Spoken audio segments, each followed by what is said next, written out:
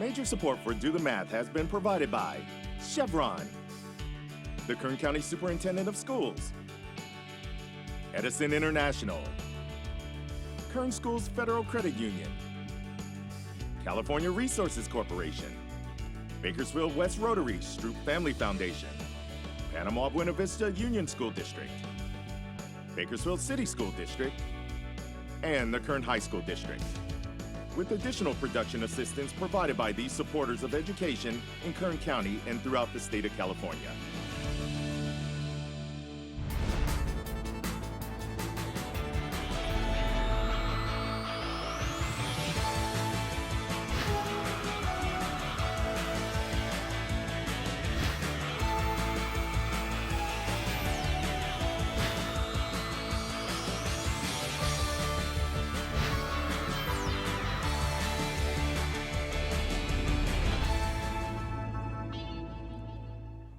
Well, good afternoon and welcome to Do the Math. I'm Michael. I'm April. And in studio with us right now we have Audrey. And Audrey, if somebody wanted to get a hold of us, what would they need to do?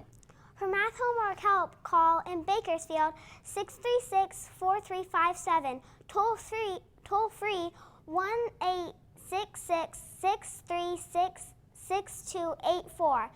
Email dothemath@kern.org. We're online at dothemathonline.net and on social media, Facebook, Instagram, Twitter, and YouTube. Do you have all that social media? No. Do you have any of that social media? No. Guess what? Neither do I. The show has all that stuff, but I don't have to. I have too many things going on to deal with all that stuff. How about you? You busy girl? Yeah. Now, you're busy all the time, aren't you? Yeah. Why don't you let everybody know where you go to school and what grade you're in? I go to school at Stockdale Elementary and I'm in 4th grade. So 4th grade, pretty busy, huh? Yeah. What's like the most difficult thing in 4th grade right now? Because you go to school longer, right? Yeah. But is there anything difficult, or what's kind of like the biggest thing right now? Well, what's difficult is when we do science, because it can get tricky. It can. But it's fun, isn't it? Yeah. You know what else is fun? What? Doing math problems. Over to the board, young lady. That's why you're here today. All right, now you're working with large numbers, correct? Yes. All right, so I'm going to have April write the number on the board for me, and we'll subtract large numbers. So we'll start with 26,473. And we will subtract 9,884. So are you comfortable with that, Audrey? Yes. All right, go ahead and explain to us how you're going to solve that problem. First, we're going to have to regroup by crossing out the 7 and the 3, making the 7 turn into a 6 and the 3 into a 13. And 13 minus 4 is 9. And we can't subtract 6 out of 8, so we're going to have to make the 6 a 16 and the 4 a 3. So we're regrouping again, and the first time we regrouped is because we can't subtract 4 from 3, correct? Yes. Okay.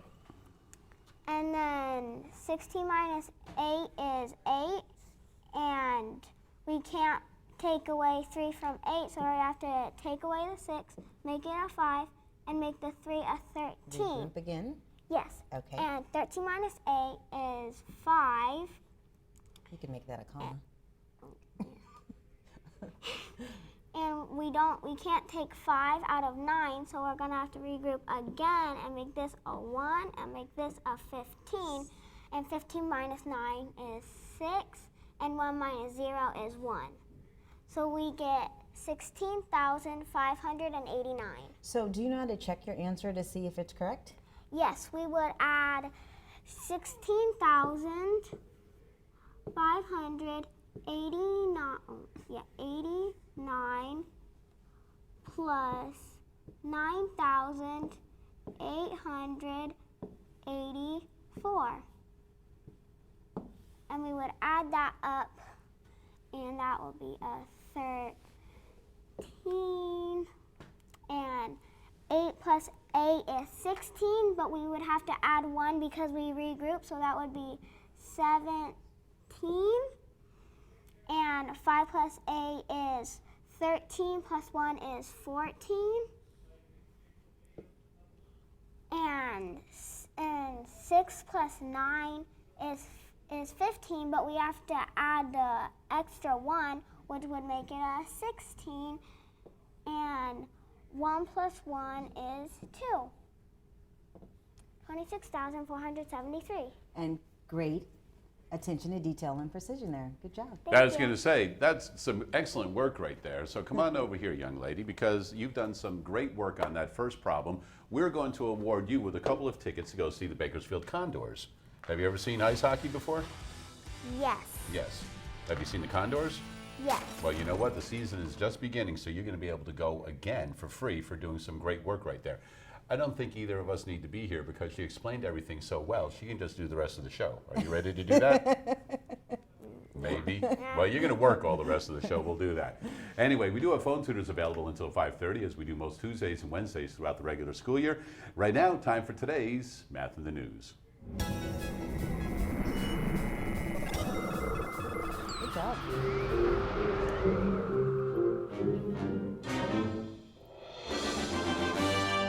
So in studio with us this afternoon, we have Selena from the Bakersfield Museum of Art. And how are you this afternoon? Very well. How are you? Good. Now, how long have you been with the Museum of Art? About 2 years now, going on 3. And what is your role at the museum? So I'm the Education Coordinator. I manage and create art programs to bring art education to the Kern County community. And I think that there's not enough of you Yeah, I in the community, right? Yes. I mean, because there's a lot of time, and it's very important, the STEM fields, right? Mm-hmm. So a lot of students are concentrating, like you said, science is kind of tricky in class, right? And you guys need to know a lot about that, and especially in you're in fourth grade, right? Yeah. Okay, because you need to get ready for 5th grade because you're going to be tested a lot on that in 5th grade. And then the mathematics and the reading, right? So I'm sure you guys spend a lot of time on that in class. But there's also, it went from STEM to STEAM, where you have the A, and being in the program that I work with, we have an opportunity to do a lot of the A for the arts and things like that. Great. So what are some of the things going on at the Museum of Art right now? Well, right now we have Saturday Studio, which is very exciting. Every other Saturday, we have an hour-long session, and each session is devoted to a different medium. So the one coming up is optical illusions, and we have Victor Gonzalez leading that session. Okay, so we can see the fall classes are up there right now, and optical illusions is coming up on the 26th.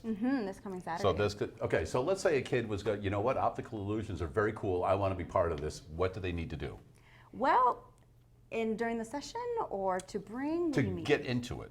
Oh, to get into it, we have an online register, Okay. or they can call the museum at 323-7219. They can speak to Curtis, and they can enroll over the phone as well. Okay, so they can enroll over the phone, and how long is it when they're there? Is it all day or is it? It's for an hour, 10:30 to 11:30. Okay, and what kinds of things, I mean, do they have to bring anything? Nothing. They don't have to bring anything but themselves and creativity in the mind. That's all you need. Okay, now optical illusions, because there's a lot of math behind that also. Yeah. Are you familiar with what's going on in that class, or you just kind of set these up? Actually, I just looked at the lesson plan yesterday, so Okay. I'm well versed. So what will they be doing? So they'll be focusing on an artist. He has 3. The names escape me. Okay. But they'll be focusing on those artists and then translating what they learned as well as vocab words into an art project. So something that they can ingest and then regurgitate out to someone and maybe their neighbor to explain what's going on. Okay, and Saturday Studio is available every other Saturday? Every other Saturday. And is that throughout the year or during the school year? We do it by semester, so we have a fall session and then we have a spring. We take a break during the summer and then we come back the following fall. Okay. Are there sessions that seem more popular than others, or is there a time period more popular than others with the students? Yeah, there is. Painting is always a big one, but we've been trying to get creative. So optical illusions is a new medium, theme that we're trying out. So Okay. wanting to see what the audience is going to turn out. What are some other things going on at the Museum of Art other than Saturday Studio right now? So we have an artworks program that's coming up, and that's specifically for high school. High school grades, juniors and seniors. And this program is geared to those that have a passion for art and are looking to have an art career. So we want to give them that foundation of what that may look like. So we meet 8 different Saturdays, and the first 6 sessions we bring a speaker, an artist speaker in a different art field. So it could be photography, it could be a chef, it could be someone who paints, does sculpture. so they have an idea of what they can do and then go for it. Okay, and I take it that was one of the classes, the group that we just saw up on the monitor Yeah, that right was there? last year's group. Okay, and there are probably some amazing artists in high school. Oh, yes.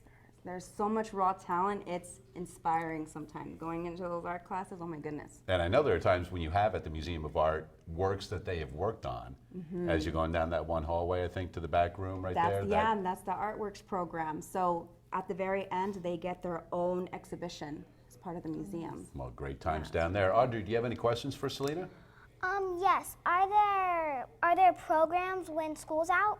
Most definitely. We actually have one coming up, Winter Workshop. That's from December 23rd through December 31st. So there's different age groups. We have side by side, that's for 2 to 5 year olds, and then we have kids, 6 to 12, and then 18 group, 12 to 16. Do you like to do a lot of art, Audrey? Yes, I do. You do? Oh, good. You think you would like to Maybe go we can down see sometime, you. check out some painting or optical illusions or something like that? All right, so once again, Selena, if you wouldn't mind, just toss out the website and phone number in case students want to find out a little bit more about Most these. definitely. Come check us out, bmoa.org, and you can give us a call at area code 661-323-7219. All right, well, we certainly do thank you for taking out some time coming thank to you let for us know what's having me. going on at the Appreciate Museum it. of Art. Always a lot of things going on there, some great exhibits they have, and I do like that one. I think it was a Trompe l'oeil, the one by one of the water fountains, I think, where it's kind of like a 3D effect look to Yeah. it. So always a lot of interesting things going on down at the Bakersfield Museum of Art. We do have phone tutors available until 5:30 this afternoon. That is today's Math in the News. And we'll get to the phones in a little bit, but first we're going to head out and about and see what's going on in town.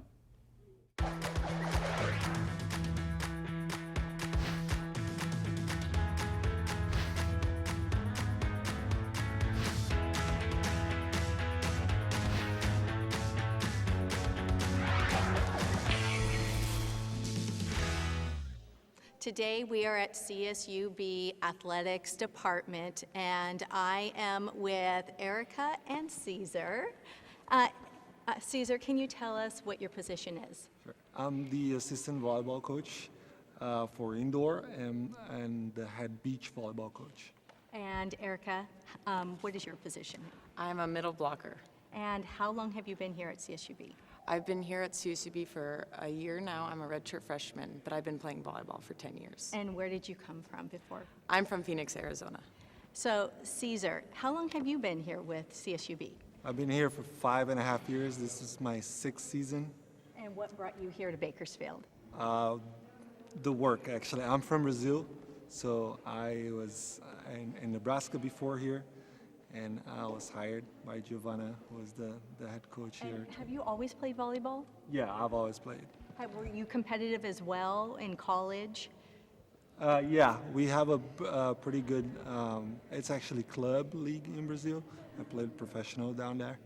So, how right now are you guys you're in the middle of your season? Yes. Yes. Correct. Can you guys kind of tell everybody what your practice is, what your season? What does that look like? What does a day in your life look like?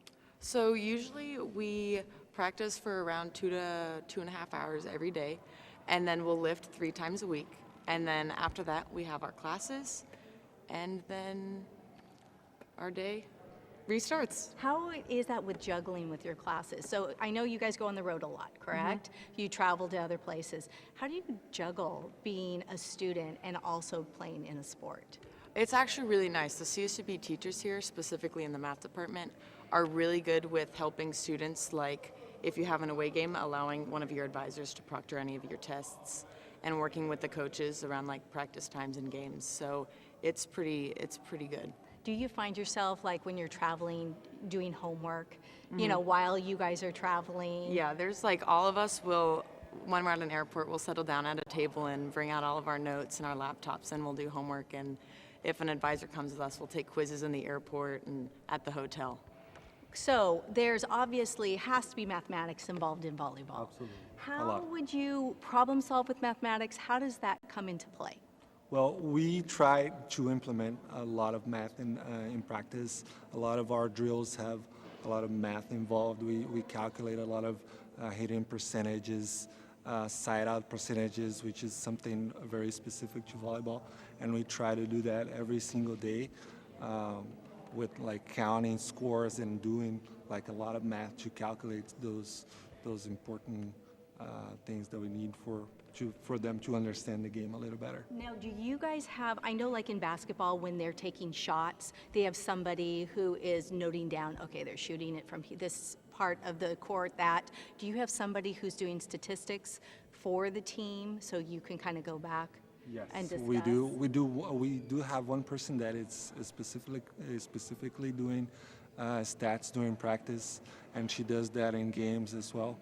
And when I'm preparing to play against some opponents, I do a lot of statistics as well. We have a program that's just gives us a lot of numbers that help us to understand who we're going to play and what strategy that we're going to need for that game. Oh, definitely. So you guys have to do your homework ahead of time before you play that college, right? So you guys are prepared that you know, okay, if she's coming in with a spike and we know this angle, which obviously in math, then you guys are prepared for that. Yes. Well, thank you. And you guys are in the middle of your season, correct? Did you have any home games coming up?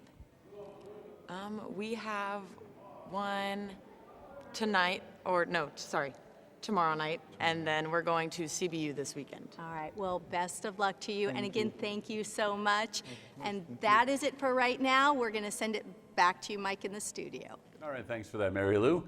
We do have phone tutors available on Tuesdays and Wednesdays. And speaking of CSUB volleyball, I know that they have a match tomorrow night, Thursday night, and then they have another one on Saturday, I do believe, and I think that would be senior day on Saturday. You play volleyball at all? Well, me and my brother sometimes play at recess. Okay, so you know what's going on, right? Yeah. You spike it? No. No? All right. You ready to do some more work? All right, back to the board, young lady. Before we work with Audrey on this next problem, we have Victoria, an 8th grade student at Chipman. We need you to give us a call back so we can put you on air. So give us another call back, Victoria, an 8th grade student at Chipman. We have your problem, so if we're not able to communicate with the phone lines with you, we'll just go ahead and do your problem, but it'd be a lot easier if you're able to give us a call back. All right, young lady, here we go. You say that you are a master and a wizard of multiplication, correct? I didn't say that. Oh, come on now. But you know what you're doing, right? Yeah. All right, let's go with 3,482. And we will multiply that by 6. So if you could, explain to us how to solve that problem. Well, what we would do first is we would do 6 times 2, and 6 times 2 is 12, and we would take the 1 over. To the tens place? Yeah, take it over to the tens place, and 8 times 6 is 48, but we would have to add the extra 1, so that would be 49, and we would move this to the hundreds place. The 4 to the hundreds place. And 4 times 6 is 26. I mean 24, not 26. 4 times 6 is 24. But we would have to add the 3, so that would be The 4? 30. Yeah, the 4, sorry. Okay. So that would be a 30. So real quick, hold on. So 4 times 6 is 24. Yes. And then I'm going to add 4 to that. Yes. So what is 24 plus 4? 24 plus 4. Oh, that's, yeah, I see. Erase that too while you're at it. Oh, yeah. Okay. So that, You still had 26 in your head, huh? yeah, I had 26. So that would be 28. 28. Oh, that's not an 8. Oh, that's a fancy 8. Okay. And a 2, and 3 times 6 is 18, but we would have to add 2, which would be 20. 2 up here. So we would get 20,892. So why do we have a 2 here? Because we would this be 2 is bringing, this 2? yeah, we would be bringing it Okay, down to okay. this. For that too. Okay. So do you know how to multiply using an area model? No, Let me show you. Do you know what area is? no. Okay. So area is basically like length times width.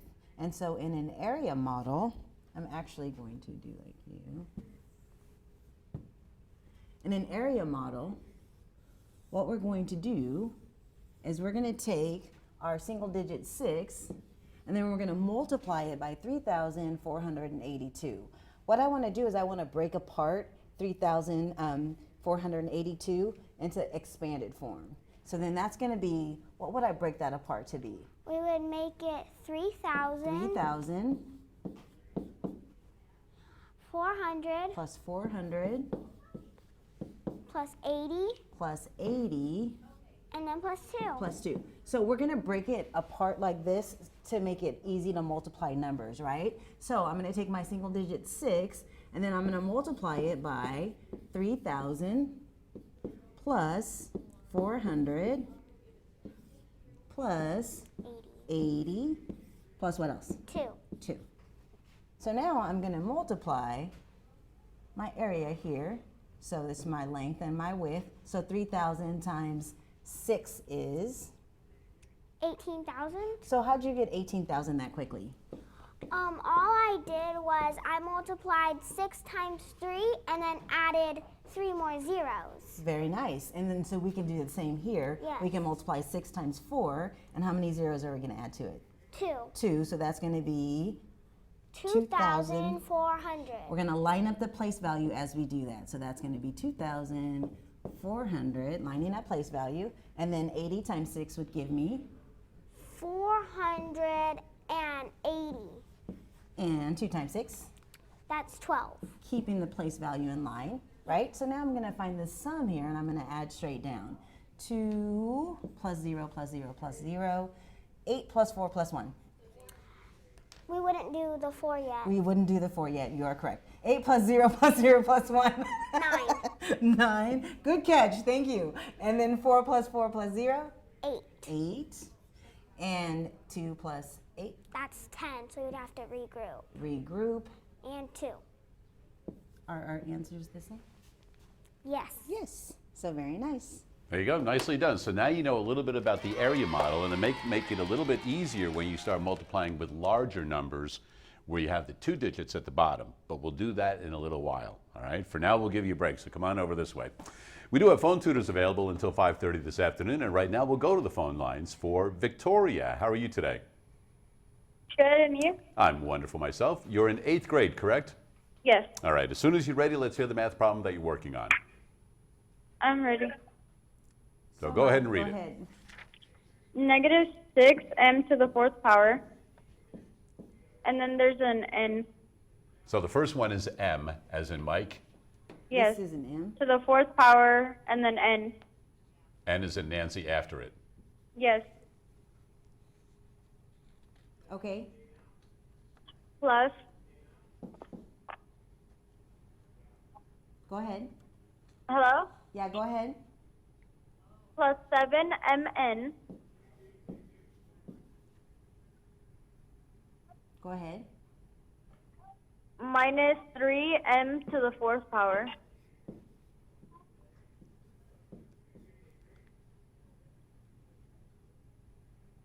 Go ahead. Minus 5mn Uh-huh. minus 6m to the 4th power n. Okay. Yeah, you're going to need more room, so. Is that it? Minus 4m to the 4th power.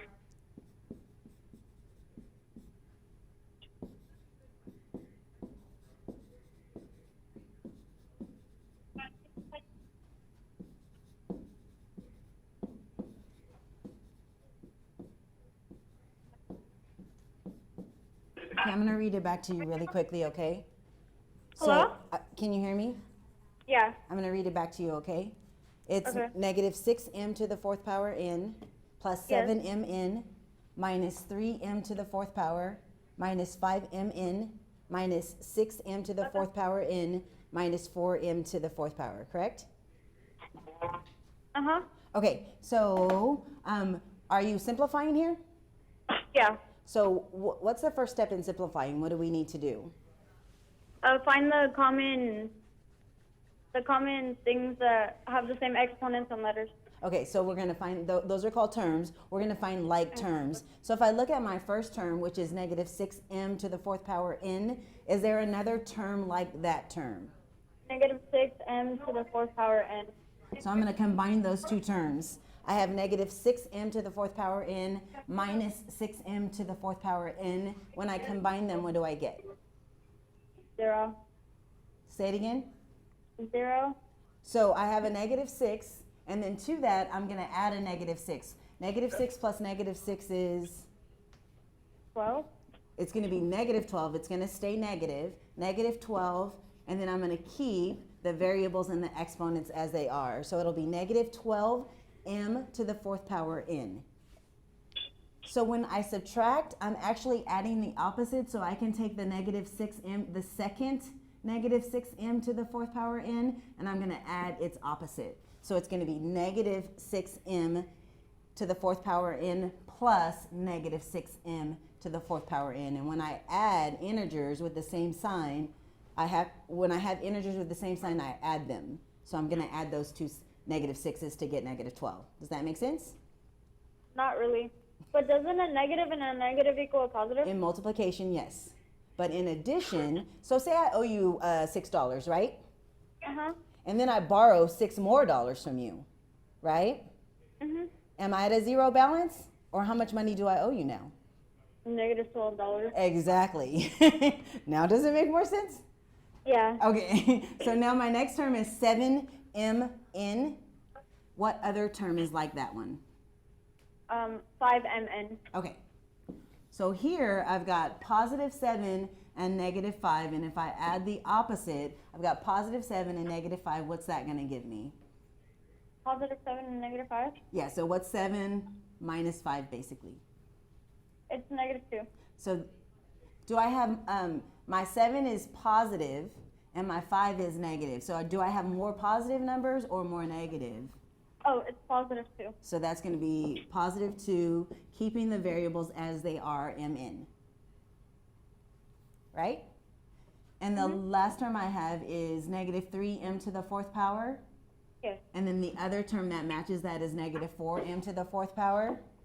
And it's the same thing. So I'm going to add the opposite. So I have same sign, negative 3m to the 4th power plus negative 4m to the 4th power. So when my integers have the same sign, I'm going to add them, and that's going to give me 8m to the 4th power. add one more time, add 3 and 4 one more time. I meant 7m to the 4th power. And it's going to be negative. Same sign, add, and keep the sign.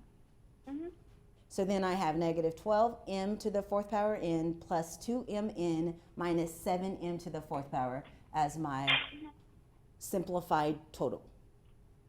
And hopefully that helps you out a little bit there, Victoria. And if you need some more help with those, if you have another one, feel free to give us another call back. We do have phone tutors available until 5:30, and for some great work right there with an excellent problem, we're going to award Victoria with a meal courtesy of our friends at Chick-fil-A. Are you ready to do more work? Yes. We'll give you a couple of minutes to rest and relax though first, okay? We'll be back with more right after this.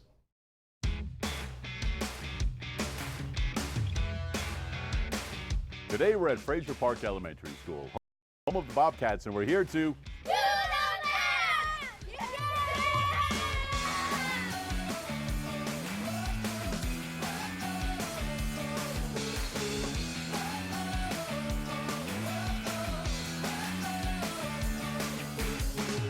All right, we're back with the students at Fraser Park Elementary School, 4th grade students, and we're going to continue with the same game, but now we're going to put a little bit more strategy behind it, all right?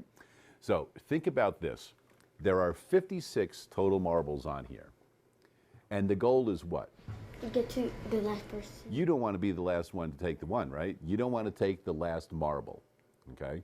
So if there's 56, and you don't want to take the last one, if we take one off, how many would there be left? 55. 55. And 55, have you guys heard of multiples? Like what two numbers can you multiply to get 55? You can't. What numbers? You can't. Well, there's two numbers you can multiply to get 55. You can get 56. What two numbers would you multiply then? 8 times 7.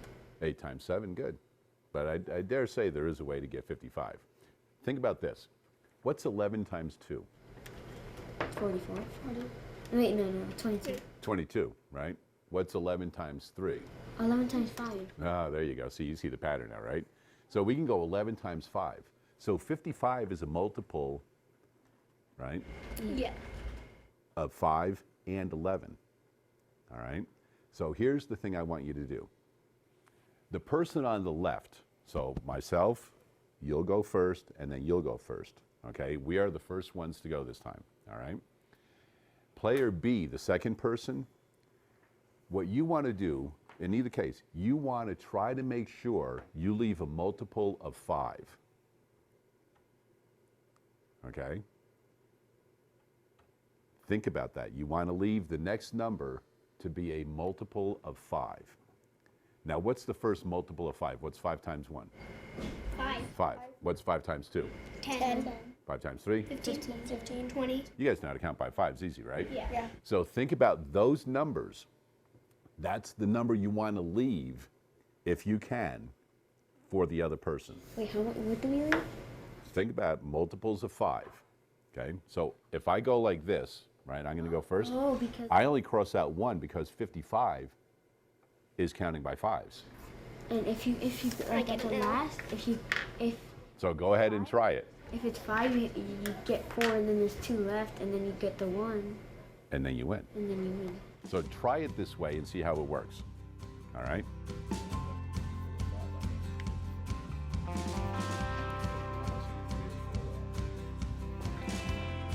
You guys thinking about the multiples of 5s? Okay.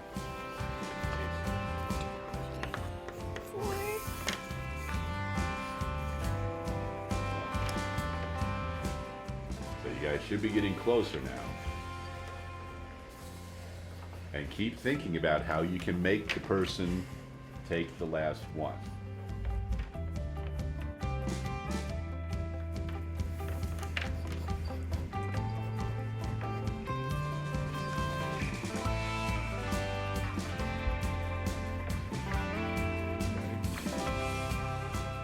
All right, we're coming down to the end here. So if I take away 4, I'm obviously going to lose. Right? So I don't want to take away 4. So I'll go like this.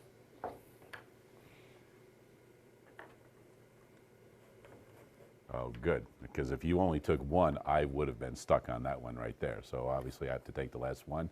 So you won on that one. So did the multiples of 5 make it a little bit easier for you guys to figure it out? Okay. So with games like this, once you figure out, all right, we're starting at 56, and I don't want to be the one with the last one, so that makes 55. Think about multiples of 5 so that however you go, you leave the person with that number. That way you can guarantee yourself a win no matter where you guys start. All right? Nice job. And that wraps it up this time at Fraser Park Elementary School.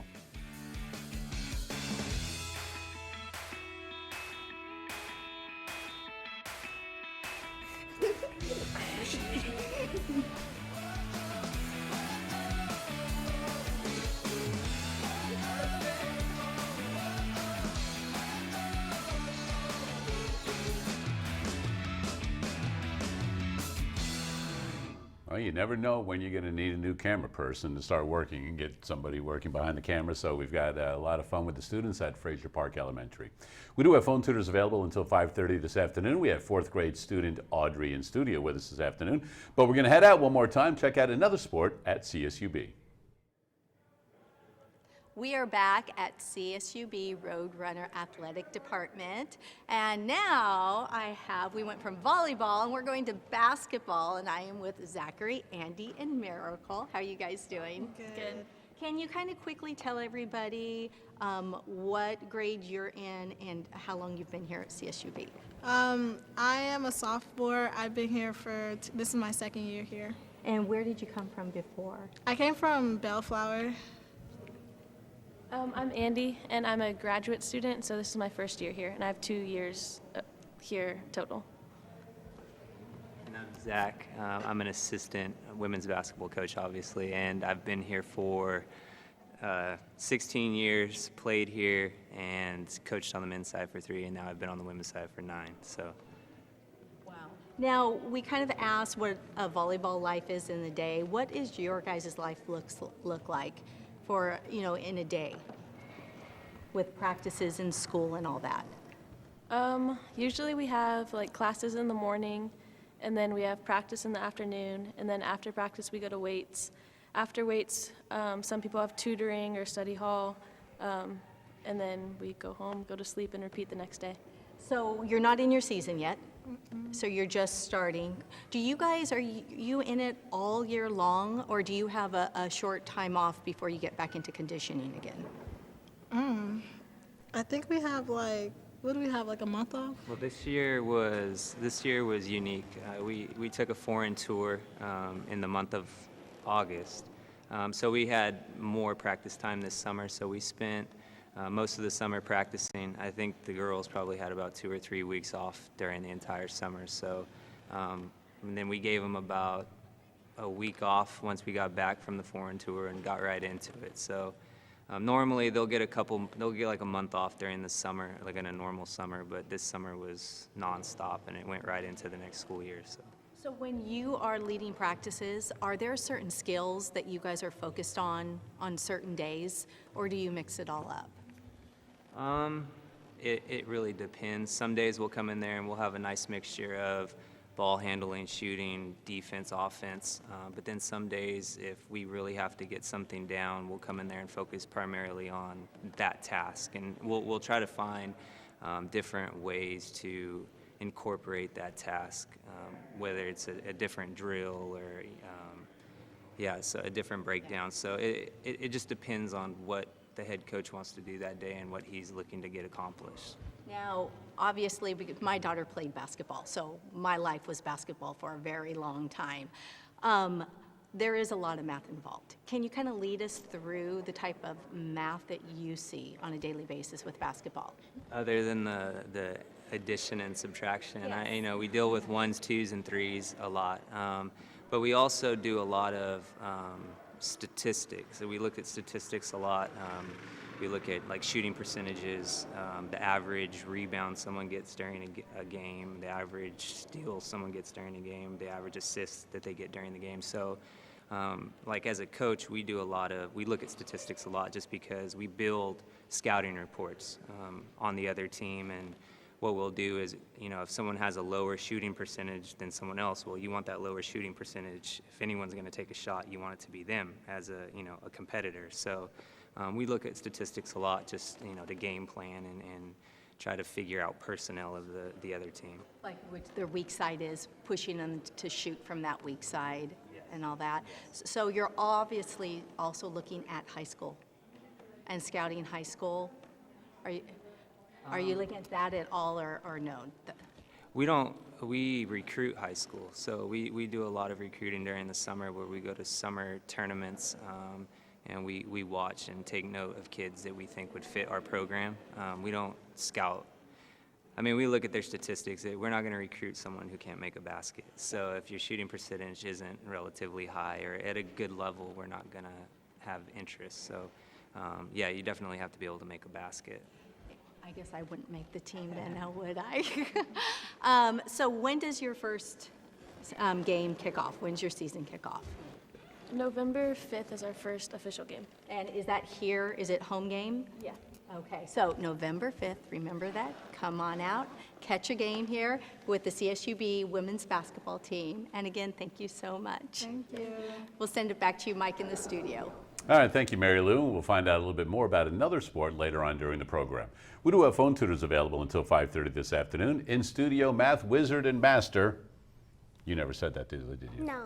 But you've become a math wizard and math master today because you're learning about different ways to multiply, right? Yes. So head on back over to the board, young lady. So you were comfortable with the thousands times any single digit. Yes. And then you learned about the area model. So now we're going to do the thousands. So you come up with a number in the thousands. 1,342. All right, so now we're going to step it up to 2 numbers underneath. So I'll let you select the 2 numbers, but it can't be 11. Dang it. See, I know about math wizards. I knew what you were going to be going up to. 25. 25. So we're going to multiply that by 25. Do you remember our area model? Yes. Do you want to draw a rectangle for me?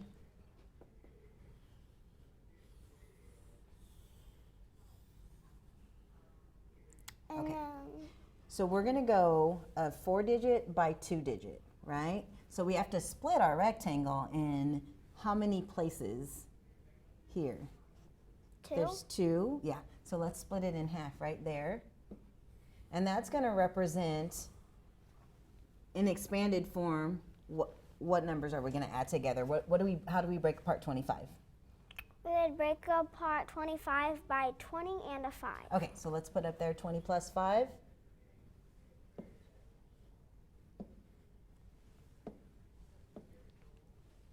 And now we have a 4-digit number.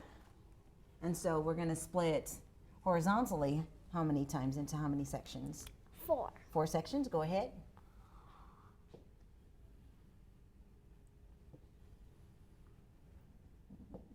There we go, 4. So how do we break apart 1,342? We're gonna make, Expand that form. yeah, that would be 1,000 1,000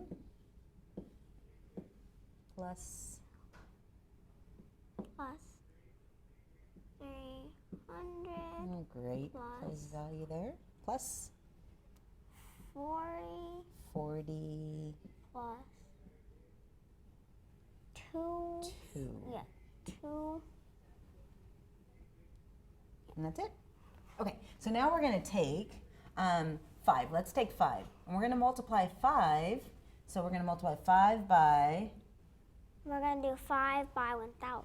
and what does that give us? What's 5 times 1,000? 5,000. Okay, go ahead and put that there. And then we're going to go 5 times, 300. okay, and that gives us? 800. Up, whoa. Let's do that again. Let's take this number times and it. multiply. Yeah, 15. 1,500. Perfect, go. 1,500. Okay, and then we're going to take 5 and multiply by? 40, and 5 times 40 would be 200 and 200. That's it. 200, yeah. Because there's one extra 0 after 20. Okay, Yeah. and 5 times 2? 10. 10. And then we're going to go 20 times 1,000. 20 times 1,000. So you can do the same philosophy, right? If you multiply 2 times 1, That's 2. and then how many zeros do we have? 4. So let's write that number and then tell me what it is. 20,000. 20,000, yeah. I need another 0 somewhere. Okay, so that's 20,000. So 20 times 1,000 is 20,000. And 20 times 300 is? Is 60. Not 60. You can write it and then tell me. So write it. So 2 times 3 Yeah. is? How many zeros? 3. Okay, so what number is that? 6,000. 6,000. And 20 times 40? 20 times 40. 20 times 2 times 4 is 8. Plus 2 zeros. 800. 800. And 20 times 2? 20 times 2, that would be 40. 40. What do you suppose we do with all of these numbers? We would add Add them together. Add them together? Yeah, so we can do 20,000. Can you give me the numbers? Plus 5,000. 5,000. I'm going to write 6,000 since I already had it. Plus 6,000 plus 800. 800. Well, let's put that I was going to say, leave a space for the 1,500 there. Oh yeah, 15. Yeah, if we put them in the correct 1,000. place value, 1,500 plus 800 plus 200. 200 plus 40. 40 plus 10. 10. Can you add those for me? There's a lot of zeros, so that should be good. I'll put it up there for you. Thank you. So we had 15 here, so we had to regroup, right? 13. Thank you. And 3. And so 6 times 5, or 6 plus 5 is 11, 12, 13, regroup. So let's try, so that's the area model. Let's try using an algorithm now. So I know that you can multiply 4 digit by 1 digit. So let's do that. So let's multiply 1,342 by the ones place 5. And you've already shown me you can do that. And talk to me about what you're doing. So 5 times 4 is? 5 times 4 is 20, so we would make this a 0. Did you forget to add your 1? Oh yeah, 21. Okay, go ahead. 21. Okay, I'll put the 2 up there. We have to 3 times regroup. 5 is 15. 15. Plus 2 would be 17. So 5 times 3 is 15 plus 2 is 17. Regroup with the 1. 1 times 5 is 5, plus another 1 would be 6. 6. Great job. So we just multiplied what place value? The 5. Well, I mean the 1. The 1's place value, right? Okay, so now this 2 is in what place value? That's in the 10s. The 10s. And so if I put a number here, that's the 1's place value? Yeah. So I have to put a placeholder to cover that because we're not in the 1s, we're in the 10s. Yeah. And we're going to start writing in the 10s. So now you can multiply. Let's cross those out because you've used those. So now we're going to start multiplying 2 in the 10s place. So that's 2 10s times 2. 2 times 2 is 4. 4. Go ahead. You can write it right under there in the 10s place. 4 and 3. 2 times? 2 times 4 is 8. And 2 times? 2 times 3 is 6. And 2 And times? 2 times 1 is 2. We crossed the placeholders out and we didn't even need them. So now we're going to add straight down. So go ahead and draw a line. And thank you. And then we would make 4 plus 1 is 5. Uh-huh.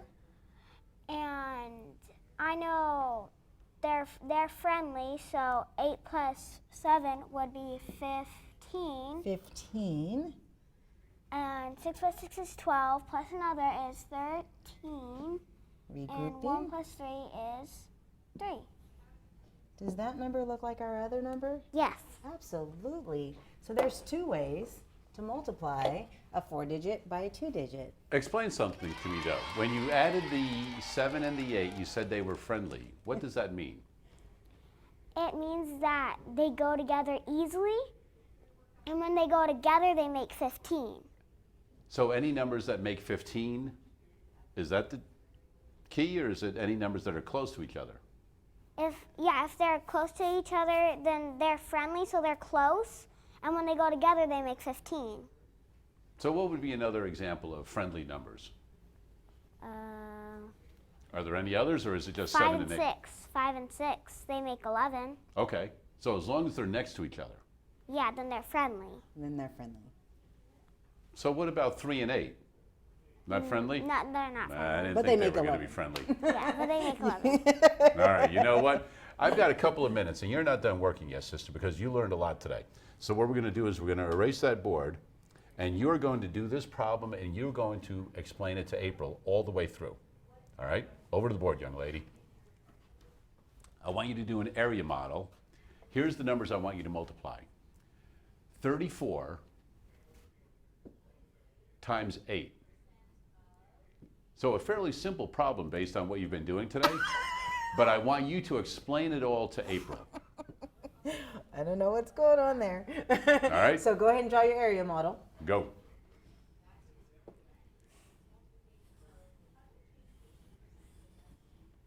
So what numbers do we put where, and how are we going to split up the We're model? going to put the 8 because it's 8. It's a single digit. Yeah.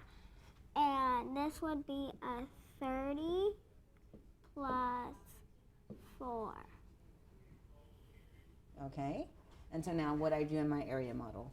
What you would do is you would do 8 times 3, which is 24, but then you would have to add a 0. Okay. So it would be 24, and then add your 0. And that makes it easy when there's zeros to multiply, right? Yeah. Okay. And 8 times 4, that's 32. Okay. So that will just be 30. And we're going to line up that place value. Now what do I do with those 2 numbers? we're gonna add these two. Okay. And that would be a 2, a 7, and a 2.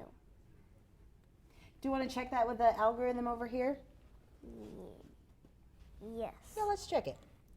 4 times 8. 4 times 8 is 32. 32. So 2, 3, and 3 times 8 is 24. 25, 26, 27. So 27. 2 ways to do the same thing. Great job, Audrey. There you go, nicely done. Come on back over here, Audrey. So I like how you introduced us to those friendly numbers today, where they're right next to each other and you can add them up and they become a number pretty easily, right? Are there any other math tricks or shortcuts that you know about?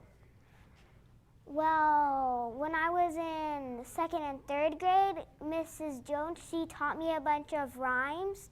Let's hear one. Do you have one? Yeah. 6 times 7 had the flu, and when they got well, they were 42. You see? And I knew when I had you do that first problem, I said you were a math master, a wizard of math, correct? And what did you say? No. But you taught us all sorts of things today, right? So you certainly are a math master and a wizard of math right there. Anyway, we'll do a little bit more with Audrey in a couple of moments, but first we'll head out one last time, visit with Mary Lou and the folks at CSUB.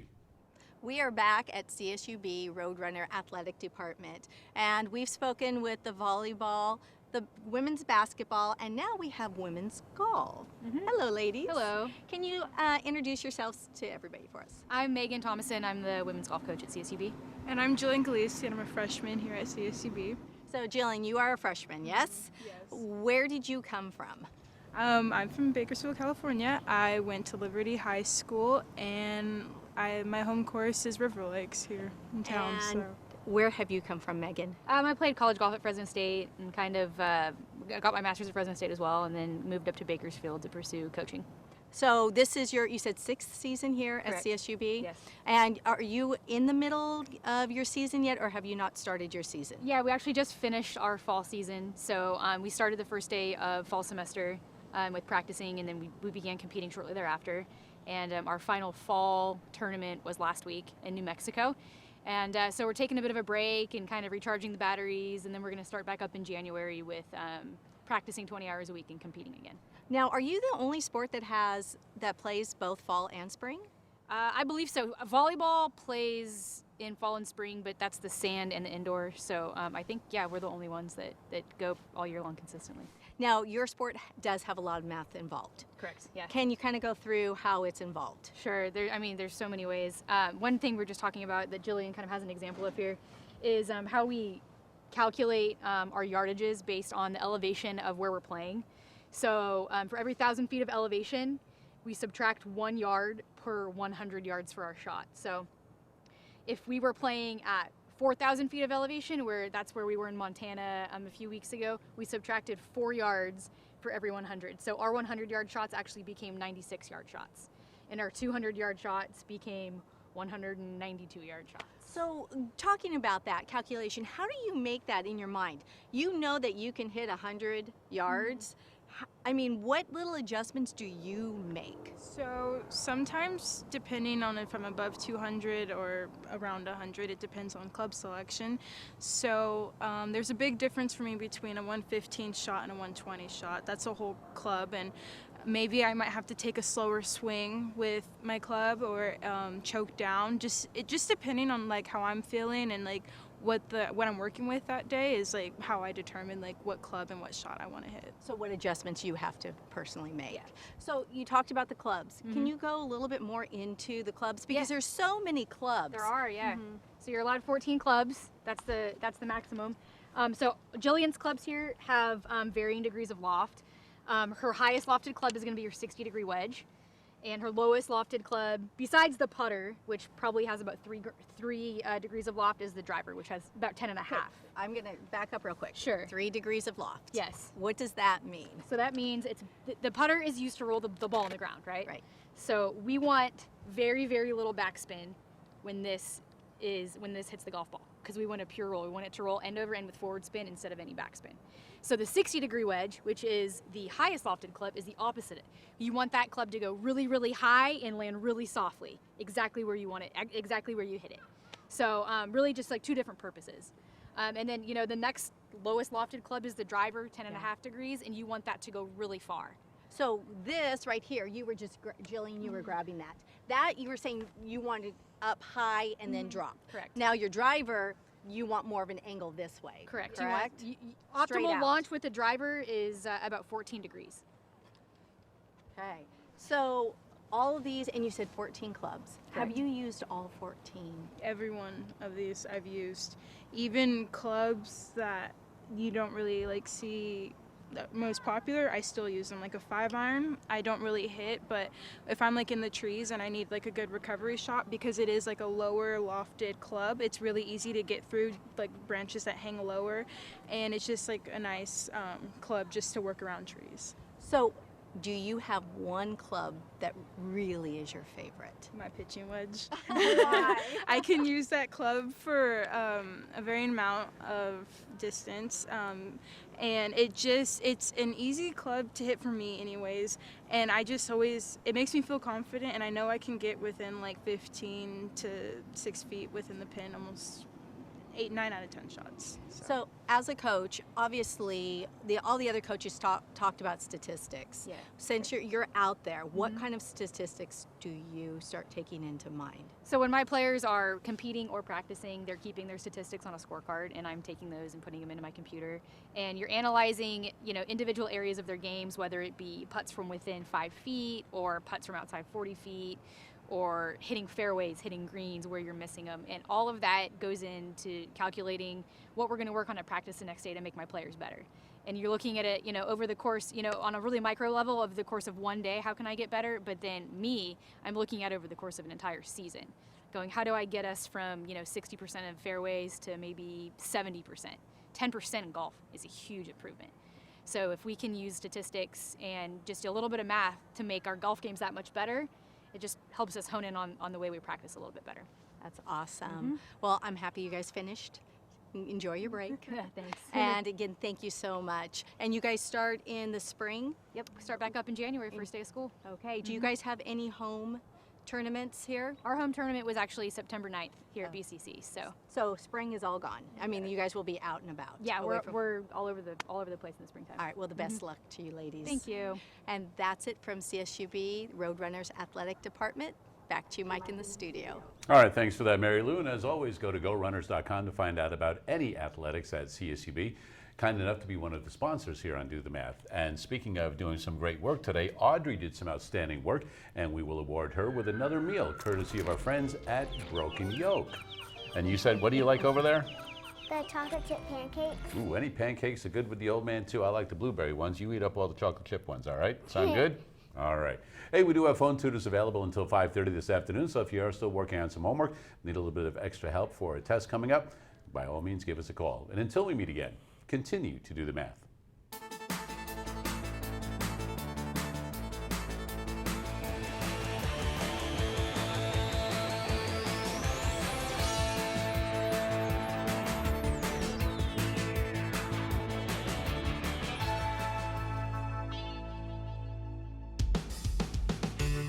Major support for Do the Math has been provided by Chevron, the Kern County Superintendent of Schools, Edison International, Kern Schools Federal Credit Union, California Resources Corporation, Bakersfield West Rotary Stroop Family Foundation, Panama Buena Vista Union School District, Bakersfield City School District, and the Kern High School District, with additional production assistance provided by these supporters of education in Kern County and throughout the state of California.